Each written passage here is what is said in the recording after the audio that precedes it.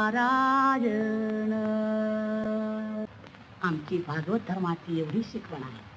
भागवत धर्माची शिकवण, पण त्यामुळं वैदिक धर्माची पायमल्य होते त्याची वाट काय?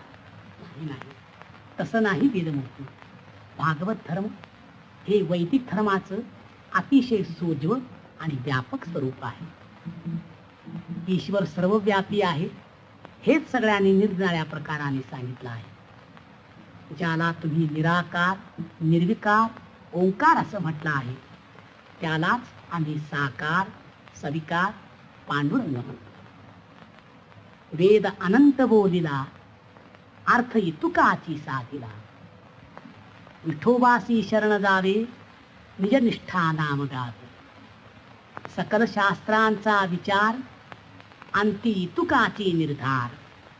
18 पुराणी सिद्धांत, तुका म्हणे हाच